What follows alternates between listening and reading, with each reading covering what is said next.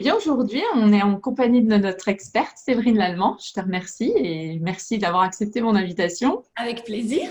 Donc, Séverine, tu es notre correspondante régionale pour Vacances pour tous et Vacances Passion. Est-ce que tu peux nous en dire un petit peu plus justement sur ce que tu fais et dans quel contexte? Écoute, merci pour ton invitation d'abord, Carole. Effectivement, je représente la marque Vacances pour tous et Vacances Passion sur la région Bourgogne-Franche-Comté et donc naturellement sur Dijon par ton intermédiaire grâce à Camcha et à tes applications. Donc, je suis représentante sur votre territoire de 3 marques. Vacances Passion pour les vacances en famille, donc les locations d'été, d'hiver, les séjours en pension complète, mais globalement les vacances en famille. Vacances pour tous, là c'est le côté secteur enfant, sur ce qu'on appelle dans le langage de tous les jours les colonies de vacances, qui s'adressent aux enfants de 4 à 21 ans.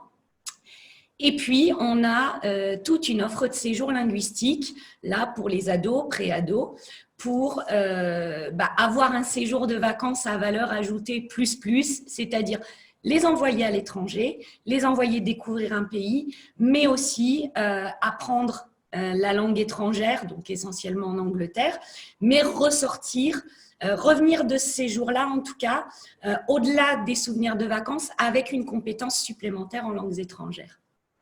Ok, super, merci. Merci pour Ça cette fait beaucoup de présentation. choses. Oui, mais au moins c'est clair et on sait pourquoi on vient vers toi et on peut t'appeler. Donc, c'est parfait. Exactement.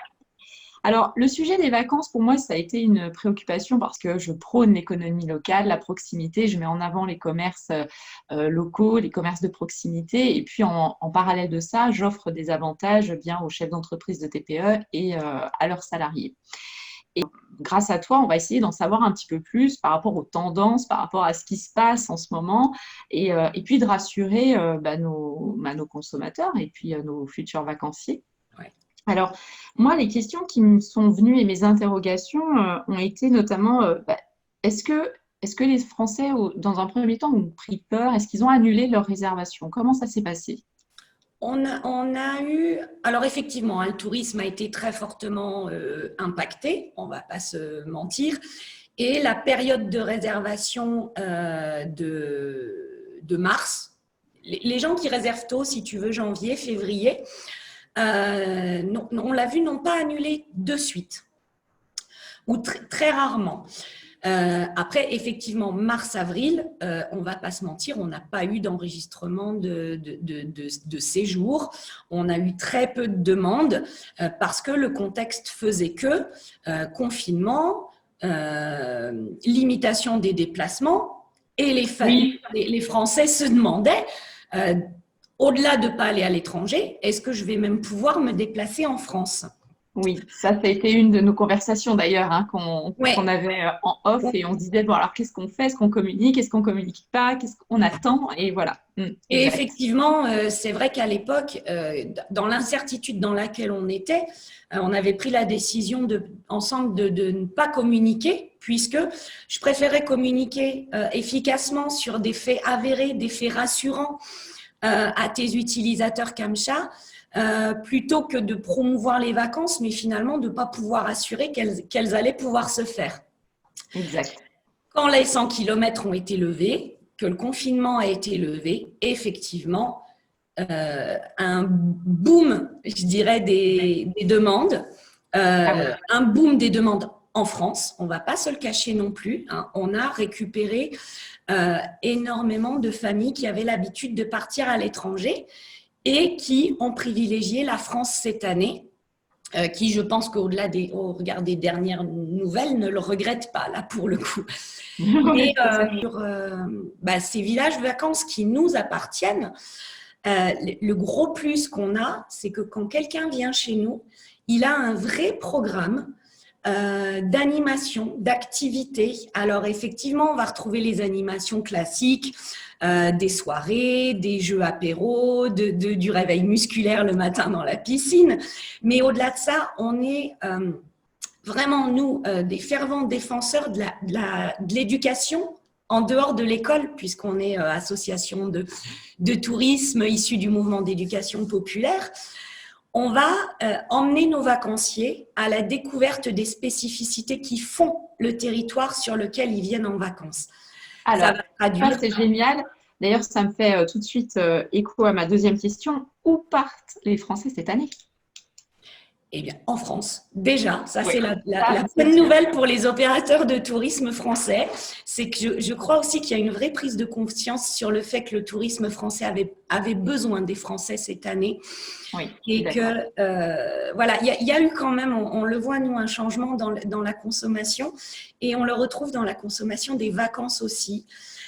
Alors, le bord de mer, hein, pour des régions comme les nôtres, on ne va pas se mentir, quand on habite… moi, je suis du Grand Est, effectivement, et je pense que la Bourgogne-Franche-Comté est dans le même cas que nous. On aime bien la mer en été. On aime bien avoir un peu d'eau. Donc, la mer a toujours autant de succès. Et on remarque aussi un regain pour la campagne, Ah oui, la montagne, justement pour peut-être ces familles qui ont encore quelques appréhensions par rapport au Covid, de ne pas fréquenter les endroits très touristiques, ouais, de pas se trop retrouver populaire, quoi. voilà, en pleine nature, mais sans ce côté bondé des bords de Des mer plages. méditerranéens. Ouais, d'accord. On a Alors, par exemple justement, tu parles de sécurité et ça, tu as raison. Je pense que ça fait partie des préoccupations.